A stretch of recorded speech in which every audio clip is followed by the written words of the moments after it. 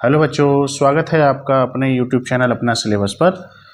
आज से हम स्टार्ट करने जा रहे हैं कक्षा 7 की मैथमेटिक्स, जिसका पहला चैप्टर है परिमेय संख्याएं मीन्स रेशनल नंबर।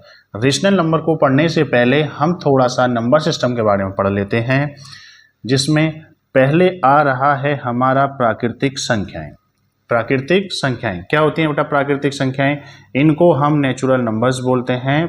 प्राकृतिक संख्याओं को क्या बोलते हैं? Natural numbers. वे संख्याएं जिनसे हम गिनती करते हैं, वे संख्याएं जिनसे हम गिनती करते हैं प्राकृतिक संख्याएं कहलाती हैं। गिनती कैसे करते हैं? अब हम कह रहे हैं बेटा बताइए आपकी क्लास में कुल कितने विद्यार्थी हैं, तो आप कैसे काउंट करेंगे? सर 1 2 3 4 5 6 7 8 डॉट डॉट डॉट, ऐसी तो काउंट करेंगे आप। मीन्स आपने काउंटिंग कहाँ से की बेटा? स्टार्ट 1 से। इंपॉर्टेंट क्या है इसमें? आपने काउंटिंग कहाँ से स्टार्ट की? 1 से। सर काउंटिंग तो 1 से ही स्टार्ट होती है। हाँ जी, काउंटिंग 1 से स्टार्ट होती है। इसीलिए हम प्राकृतिक संख्याओं को क्या बोलते हैं? वे संख्याएं जिनसे हम गिनती करते हैं। Means all counting numbers are called natural numbers. तो नेचुरल नंबर्स क्या होंगे हमारे? 1 2 3 4 5 6 7 8 डॉट डॉट डॉट, कहाँ तक बेटा? अनंत तक। ये अनंत क्या है? अनंत बहुत दूर है। अनंत का आज तक नहीं पता चला है कि ये कहाँ तक जा रहे हैं नंबर। बस लिखते चले जाओ, संख्या बहुत बड़ी हो जाएगी। ये सिंगल डिजिट से डबल डिजिट, 3 डिजिट की, 5 डिजिट की, 1000 डिजिट तक हो जाएगी, 1 करोड़ डिजिट तक हो जाएगी। डिजिट बोल रहा हूँ मैं, 1 करोड़ डिजिट तक, 1000 करोड़ डिजिट तक हो जाएगी। तो ये नंबरों का कोई अंत नहीं होने वाला है, इसलिए हमने क्या बोला है? इसको अनंत बोला है। इसके बिहाफ पे हम ये देखना चाहेंगे अब कि सबसे छोटी प्राकृतिक संख्या कौन सी होती है बेटा? सबसे छोटी प्राकृतिक संख्या 1 है।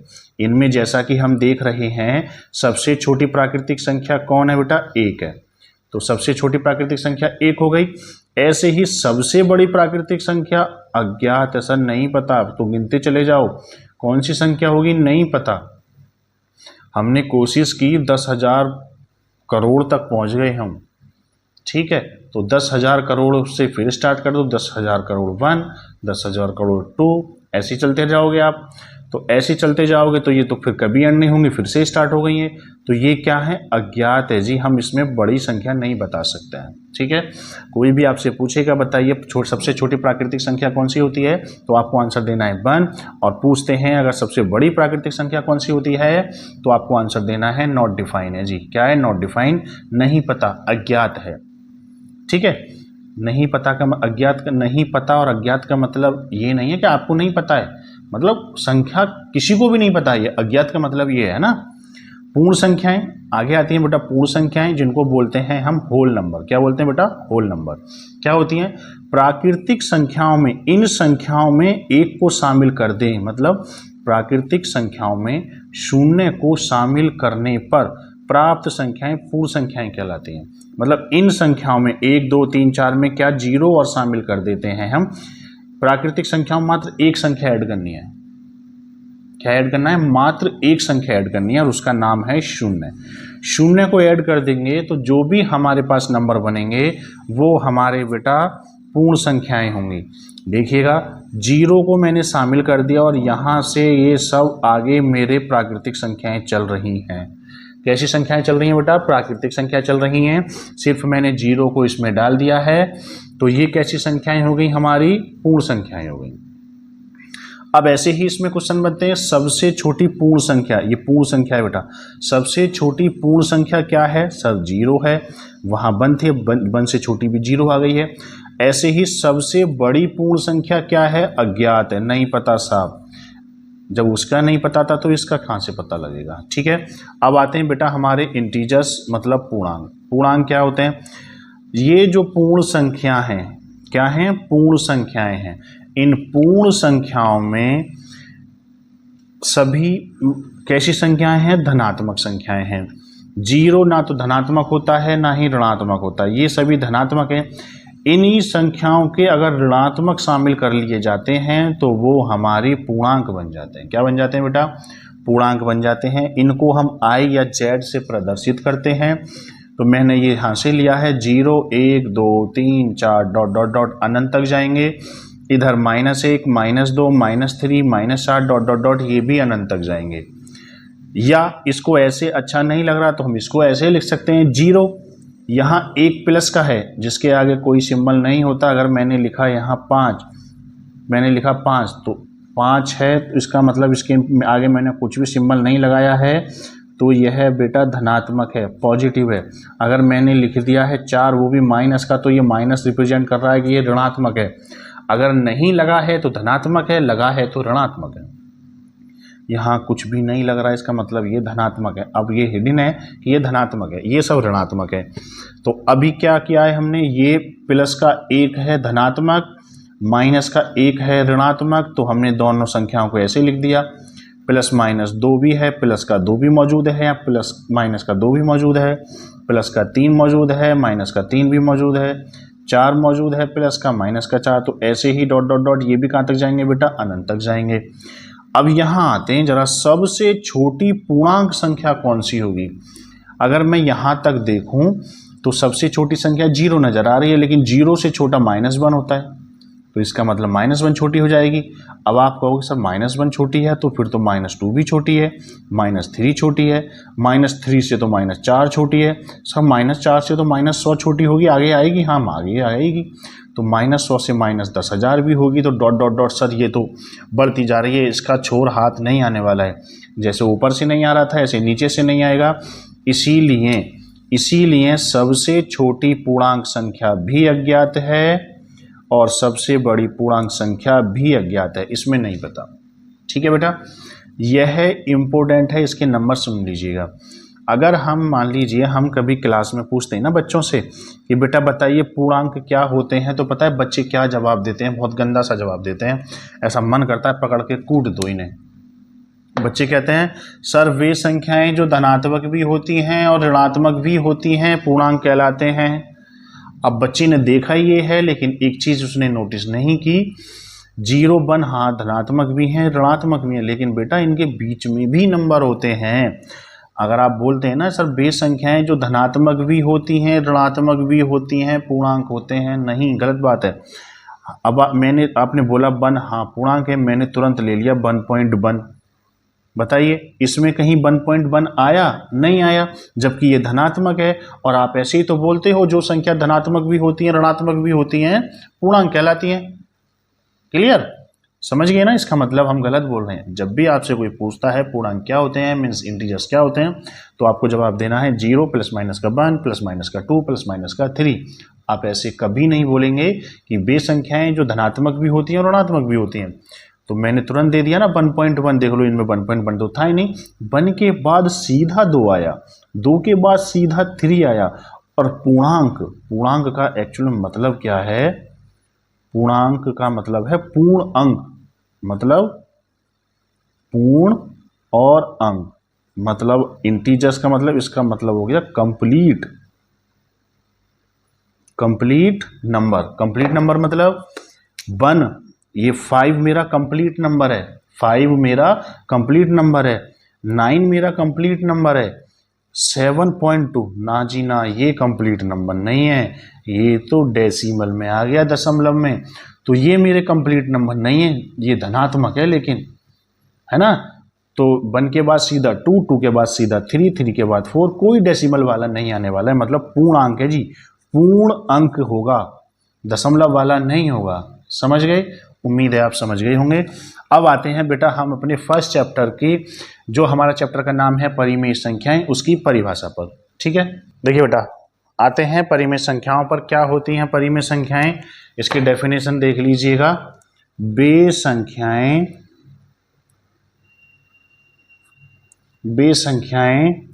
जो P/Q और Q बराबर 0 ना हो तथा P और Q हमारे पूर्णांक हों। कैसे हों, पूर्णांक हों, के रूप की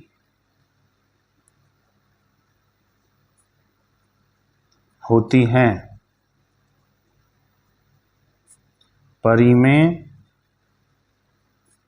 संख्याएं कहलाती हैं। क्या इंपॉर्टेंट है इसमें? वे संख्याएं जो p बटे क्यू का मतलब बेटा अंश बटे हर से है। किससे है बेटा? अंश बटे हर से है।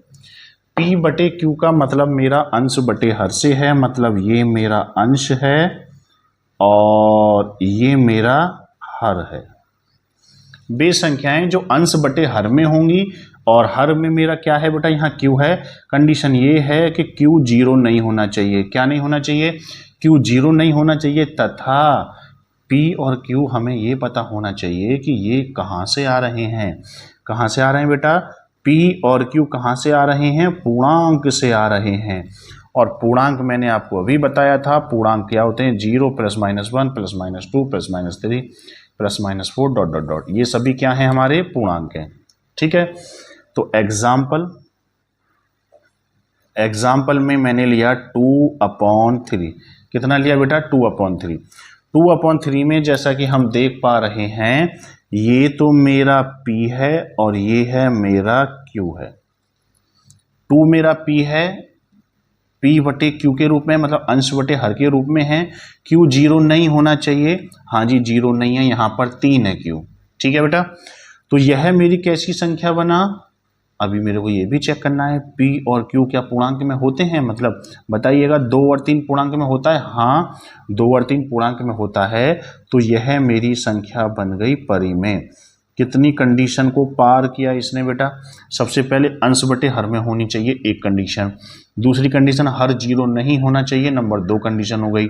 तीसरी कंडीशन P और Q मतलब अंश और हर मेरे पूर्णांक से होने चाहिए। 3 कंडीशन को पास करेगा तब परिमेय संख्या कहलाएगा। अगर तीनों में से किसी एक को भी फेल करता है तो परिमेय नहीं है, तो परिमेय नहीं है, बस समझ गए। आगे मैं एग्जांपल ले रहा हूं बेटा। अगला एग्जांपल लिया मैंने 3/-5। 3/-5। जैसा कि मैं यहां देख रहा हूं, ये मेरा P का काम करेगा, ये मेरा Q का काम करेगा, मतलब ये संख्या अंश बटे हर में है, मतलब P बटे Q के रूप में है। अब मुझे देखना है क्या Q जीरो है? नहीं, Q जीरो नहीं है, यहाँ तो Q-5 है। अच्छा, P और Q कहाँ से आने चाहिए? पूर्णांक से आने चाहिए। पूर्णांक के अंदर 3 होता है? हाँ बेटा 3 होता है, ये रहा। पूर्णांक के अंदर -5 होता है? हाँ, -5 आगे चल के इधर आगे -5 भी आएगा, -6 भी आएगा, -7 भी आएगा, तो -5 भी होता है। यह इस कंडीशन को भी पास कर गया। इसका मतलब ये भी मेरी बेटा परिमेय संख्या मिली। कैसी संख्या मिली? परिमेय संख्या मिली। आगे चलते हैं एग्जाम्पल। ये मेरा फर्स्ट है, ये एग्जाम्पल सेकंड हो गया। अब थर्ड एग्जाम्पल देख लीजिएगा बेटा। अगर एक चीज़ और, हम क्या करते हैं, फाइनली सॉल्व करते हैं। पहले मैं एक एग्जांपल आपको बता देता हूं।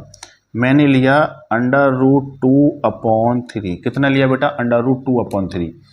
पहली कंडीशन मैंने देखा, हाँ अंश बटे हर में है, हर जीरो नहीं है, 2 कंडीशन पास कर गया। लेकिन जैसा मैं यहाँ देख पा रहा हूँ, P का मान √2 है और P मेरा पूर्णांक से आ रहा था, और इसमें कहीं भी √2 जैसा मुझे तो नजर नहीं आया। 1 के बाद सीधा 2 था, 2 के बाद 3 था, 3 के बाद 4, 4 के बाद 5, 6, 7 ऐसे चलता रह गया। लेकिन ये कह रहे हैं √2, ऐसी संख्या यहाँ तो नहीं है। इसका मतलब P और Q दोनों होने चाहिए थे, लेकिन यहाँ पर P हमारा क्या आया? पूर्णांक नहीं आया। यहाँ पे हम कह सकते हैं √2 पूर्णांक नहीं है, √2 पूर्णांक नहीं है। अतः एक तीसरी कंडीशन फेल हो गई। √2/3 परिमेय संख्या नहीं है, परिमेय संख्या नहीं है। और एक बात और ध्यान रख लेना बेटा, नोट में नोट ये है, जो परिमेय नहीं होता, जो संख्या परिमेय नहीं होती है वह फिर अपरिमेय होती है। जो परिमेय नहीं है तो समझ जाइएगा वह अपरिमेय संख्या होती है। ठीक है, दुनिया के अंदर दो ही तरीके के नंबर चल रहे हैं बेटा, एक परिमेय और एक अपरिमेय। हमें चेक करना है परिमेय है या नहीं है। अगर है तो वो परिमेय, नहीं है तो वो अपरिमेय।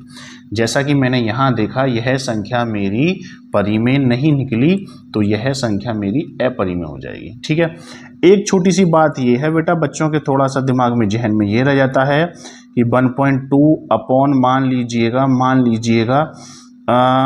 10 दे दिया। कितना दे दिया बेटा? 10 दे दिया। अरे दिखाई नहीं दे रहा आपको, मैं अभी ऊपर करता हूँ थोड़ा। ये दे दिया। अब इसमें डिस्कशन होता है क्या यह परिमेय संख्या है? तो बेटा ऐसी संख्याओं को जरा ध्यान से देखना, इनको ना फाइनली सॉल्व करके बताते हैं हम इसको। फाइनली सॉल्व करके, अगर आप यहाँ देखोगे तो अंश बटे हर में तो है, लेकिन ऊपर मेरा पूर्णांक में तो ऐसा था नहीं, वहाँ तो कंप्लीट नंबर होता है। लेकिन आपको ये देखना है क्या ये सॉल्वेबल है। हाँ, इस पॉइंट को अगर मैं हटा दूँ, नहीं हटा पॉइंट, इस पॉइंट को अगर मैं आगे चल के ये 1 पॉइंट, इस पॉइंट को हटा दूं तो नीचे 10 हो जाएगा। अभी यह मेरा बनेगा 12/100 और यह संख्या कितने से कट रही है? 4 से कट रही है। 4 से कटेगा बेटा 3 बार और 4 से कटेगा ये 25 बार। तो फाइनली मेरी संख्या 3/25 आई, मतलब यह संख्या इसके बराबर है। तो अब इसको चेक करो, क्या ये मेरा P है? हाँ जी P है। ये मेरा Q है? हाँ Q है। Q 0 नहीं है और ये है मेरे दोनों पूर्णांक हैं, तो ये मेरी संख्या बनी परिमेय। कैसी संख्या बनी बेटा? परिमेय संख्या बनी। ठीक है, तो उम्मीद है ये आपको समझ में आया होगा। अगली वीडियो में बेटा हम ये है बुक के क्वेश्चन करने स्टार्ट करेंगे जो कि ऐसे ही दिए हुए हैं हमें। ठीक है।